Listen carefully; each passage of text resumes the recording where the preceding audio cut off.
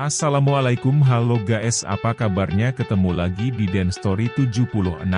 Semoga kalian selalu sehat, rezeki yang lancar dan selalu bahagia. Amin.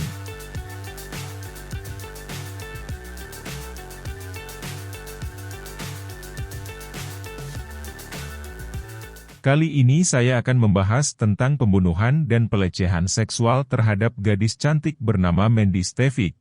Oh iya guys, sebelum lanjut ceritanya, silahkan di-subscribe channel Dani Setiawan Den Story 76 ini agar terus berkembang dan bisa terus memberikan kejadian nyata lainnya agar menjadi waspada. Acme adalah kota yang sangat kecil. Semua orang saling mengenal, orang-orang pergi ke restoran setempat untuk sarapan, makan siang dan makan malam, dan mereka berbelanja di toko serba daerah itu. Di kawasan ini Anda akan merasa aman jika pintu Anda tidak terkunci.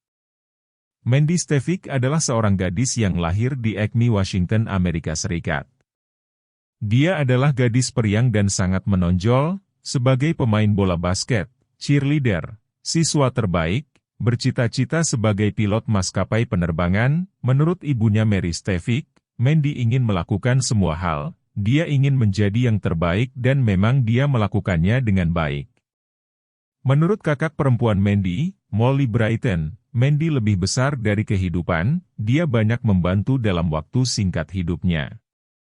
Pada tanggal 23 November 1989, mahasiswi Central Washington University ini pulang untuk merayakan jamuan makan besar di malam Thanksgiving bersama keluarganya di kota kelahirannya Acme, Washington.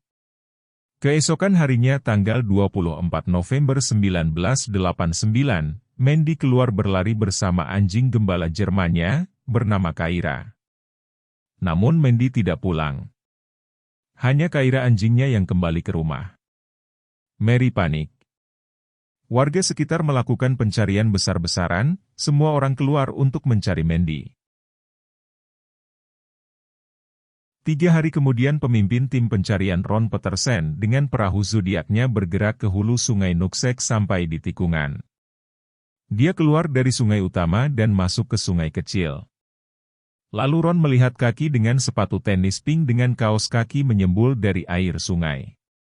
Dan Ron Petersen menemukan Mandy Stefik mengambang tanpa busana di sungai Nooksack. Ron Peterson bertindak sangat hati-hati terhadap mayat Mandy ketika mengangkatnya dari sungai, karena kemungkinan menyimpan bukti penting lainnya. Dia telah dilatih oleh FBI untuk memulihkan DNA yang menempel pada tubuh korban untuk mencari pelaku kejahatan.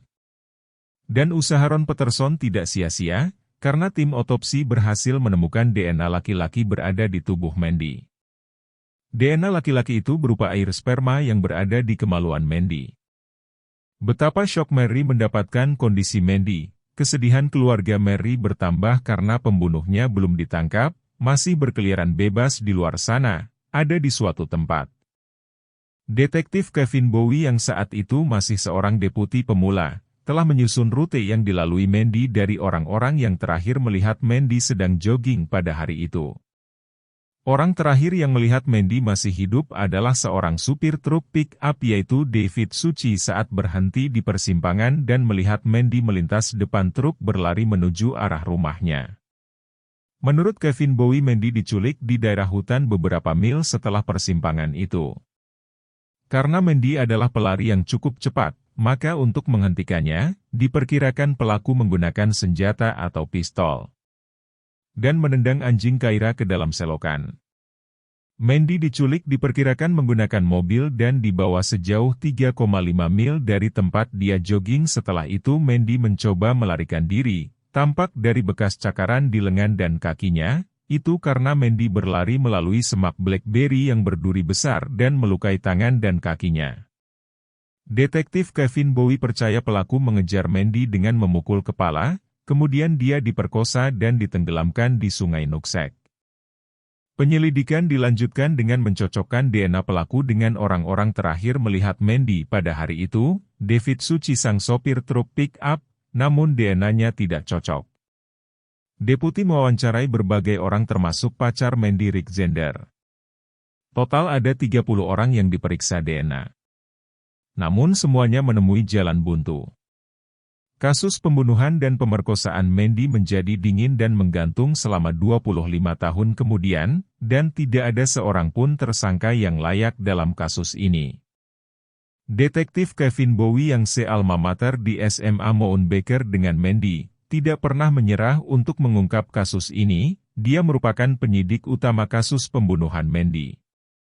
Tapi kemudian kantor sheriff mendapatkan petunjuk baru yang berasal dari sepasang ibu yaitu Heather Beckstorm dan Mallory Anderson yang mengobrol di water park pada bulan Juni 2013. Mereka sedang duduk-duduk di rumput, mereka sama-sama sekolah di SMA Mount Baker. Tiba-tiba salah satu dari mereka menyebut nama Mandy Stavik. Keduanya mempunyai kecurigaan yang sama tentang pelaku pembunuh Mandy. Pada awalnya kedua ibu ini tidak saling mengenal. Mallory belum pernah mengungkapkan kecurigaan ini kepada penegak hukum. Karena Mallory merasa belum siap, terlebih mereka tinggal di kota kecil dan menuduh seseorang melakukan sesuatu yang belum yakin, pastilah agak menakutkan. Begitu juga dengan Heather tidak pernah mendiskusikan hal ini kepada siapapun di daerah tersebut. Tetapi di waterpark mereka berbicara satu sama lain, sampai akhirnya mereka harus menyebut nama pelakunya dengan lantang. Mallory mengatakan bahwa pelakunya adalah Timothy Bass. Tim Bass juga bersekolah di SMA Mount Baker juga. Menurut Mallory dan Heather, Tim Bass merupakan orang yang tepat yang dapat melakukan kejahatan itu, mengingat pengalaman mengerikan masa lalu Tim Bass terhadap mereka berdua. Heather mengatakan pada waktu tahun 1989 beberapa bulan sebelum pembunuhan Mandy, waktu itu Heather berusia 15 tahun dan Tim Bass sekitar 20 tahunan. Setelah pertandingan softball, kami pergi ke Dairy Queen semua menaiki sebuah truk termasuk Tim Bass yang duduk di sebelah Heather. Menurut Heather dia memuji mataku indah, sambil menggosokkan pena ke lutut Heather yang memakai celana olahraga selutut. Hal ini membuat Heather sangat ketakutan. Pengalaman Mallory lebih menegangkan, yaitu pada bulan Juli 1991, Mallory berada di rumahnya beserta putranya yang masih kecil, kemudian mendengar ketukan pintu dan ternyata Tim Bass. Dia bermaksud meminjam telepon untuk menelpon istrinya karena habis berburu seharian. Namun menurut Mallory ada hal yang tak beres karena terdengar telepon berbunyi bip-bip-bip menandakan hubungan telepon terputus. Setelah menelepon Tim Bass berjalan melalui dapur dan masuk ke kamar tidur, Tim Bass mengatakan sering berkendara melewati rumah Mallory dan dia mengungkapkan jatuh cinta terhadap Mallory dan dia mengungkapkan ingin berhubungan intim dengan Mallory saat itu juga. Mallory meminta Tim Bass untuk pergi dari rumahnya, namun dia menolak. Namun ketika Mallory mengancam akan menelpon polisi, barulah Tim Bass pergi. Bertahun-tahun kemudian kedua wanita itu sekarang menyadari bahwa mereka sudah saatnya angkat bicara dengan menghubungi detektif Ken Gates yang lulusan SMA Mount Baker. Menurut Ken Gates hampir 25 tahun kemudian tersangka baru muncul dan ternyata dia tinggal bertetangga dengan Mandy. Jaraknya kurang dari 2 mil tepat di sepanjang rute larinya Mandy. Nama Timothy Bass, adiknya Tom dan ayahnya bahkan tidak masuk dalam daftar pemeriksaan polisi pada waktu itu. Dikarenakan keluarga mereka cukup dihormati. Mereka tidak pernah diminta sampel DNA oleh pihak penyidik. Selama 25 tahun Tim Bass menjalani hidup tenang, menikah dengan Gina Malone dan punya 3 orang anak. Bekerja sebagai pengemudi truk untuk pengiriman toko roti. Kemudian penyidik mulai mendatangi kediaman Tim Bass dengan pendekatan yang tidak mengancam. Tim Bass awalnya pura-pura lupa ketika ditanya tentang pembunuhan Mandy, bahkan hampir tidak ingat, padahal siapa yang bisa melupakan Mandy Stavik di daerah itu. Hal ini makin menguatkan kecurigaan penyidik. Polisi meminta air liur untuk mendapatkan DNA-nya.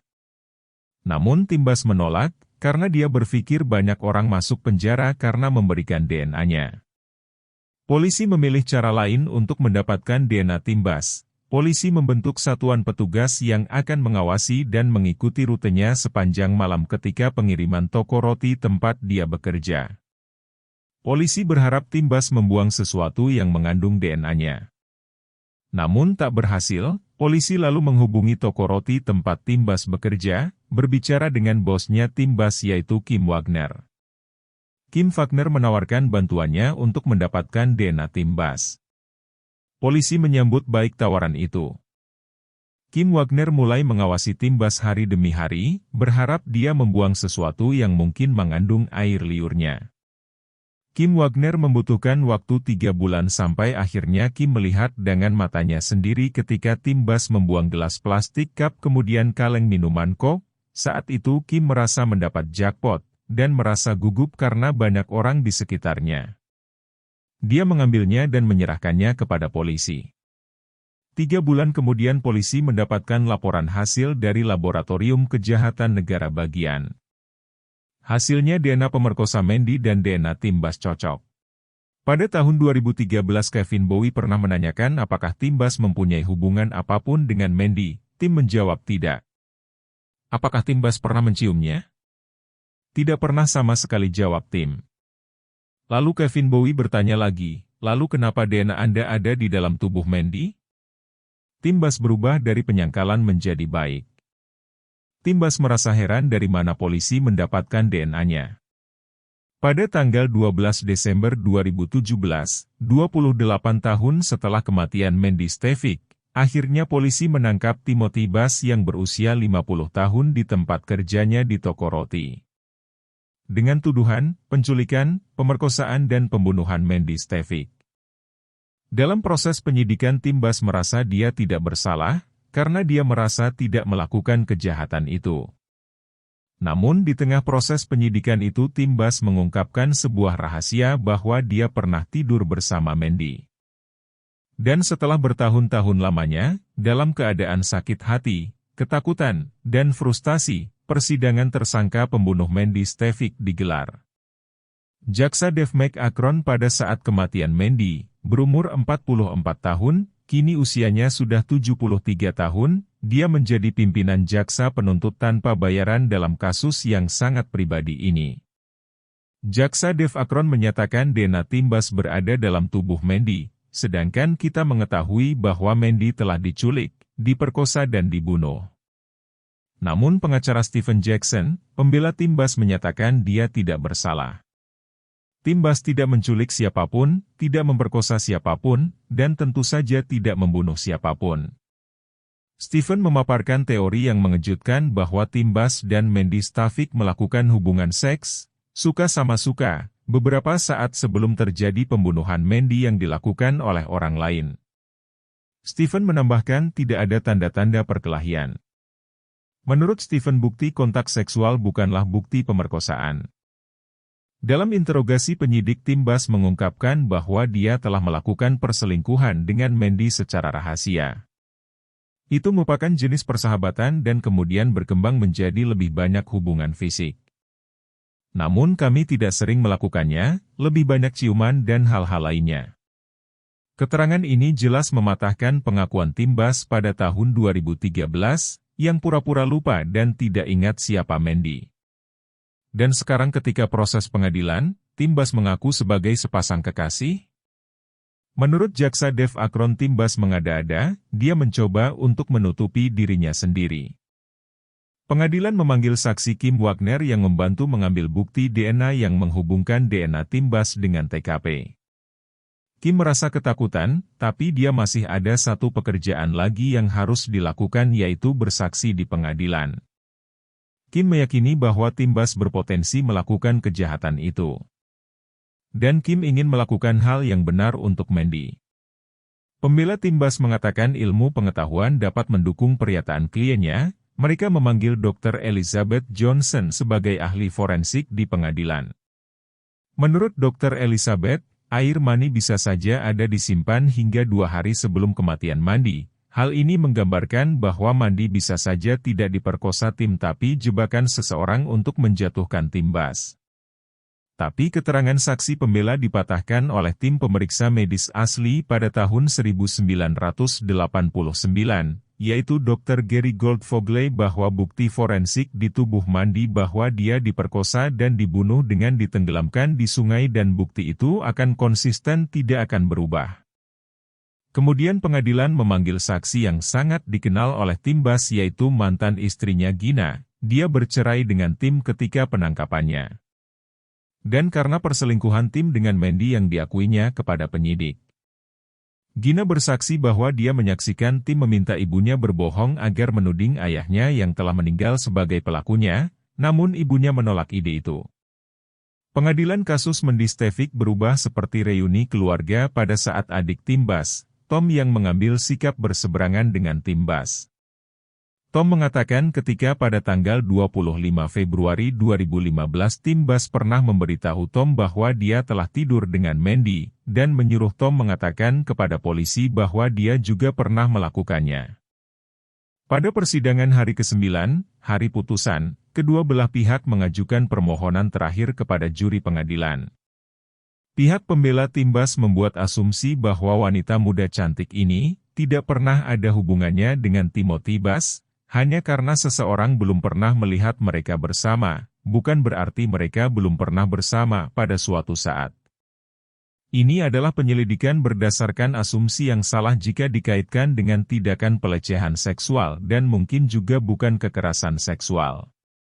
Jaksa Dev Akron menyatakan ini bukan situasi di mana hubungan seks suka sama suka, dan tidak ada bukti hubungan di antara keduanya. Mandy diculik, dia diperkosa dan dia dibunuh, kami meminta pertanggungjawaban. Dan DNA Tim Bass adalah inti dari persidangan kasus Mandy Stefik. Para juri memberikan keputusan Timothy Forrest Bass bersalah atas penculikan, pemerkosaan dan pembunuhan Mandy Stefik pada tahun 1989.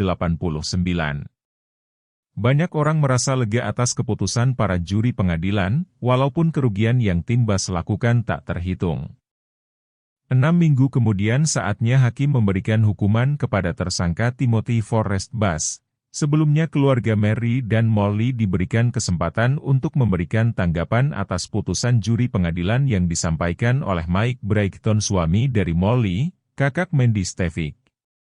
Menurut Mike, Tim Bass tidak pantas dibiarkan berjalan di muka bumi sebagai orang bebas. Sedangkan pihak keluarga Tim Bass diwakili oleh ibunya Sandra Bass. Menurut Sandra, Tim Bass tidak pernah mencoba menyalahkan ayahnya atas kejahatannya. Dan menganggap anaknya tidak bersalah atas kematian Mandy Stefik. Kemudian hakim memberikan kesempatan kepada Tim Bass untuk berbicara. Menurut Tim Bass, dirinya sama sekali tidak bersalah atas kejahatan ini, bahkan dia merasa tidak mendapatkan keadilan dalam persidangannya. Setelah mendengar tanggapan semua pihak, akhirnya hakim memberikan putusan pengadilan dengan menjatuhkan hukuman maksimal 27 tahun penjara. Tim Bass bisa saja mendapatkan hukuman mati, tapi karena jaksa tidak menuntut dia dengan tuduhan pembunuhan berencana, sehingga dia dihukum penjara secara maksimal. Bagaimana menurut pendapat kalian? Hukuman apa yang pantas untuk Tim Bass? Silahkan tulis di komentar ya guys. Semoga kita semua selalu dalam lindungan Allah Ta'ala. Tuhan Yang Maha Esa. Amin.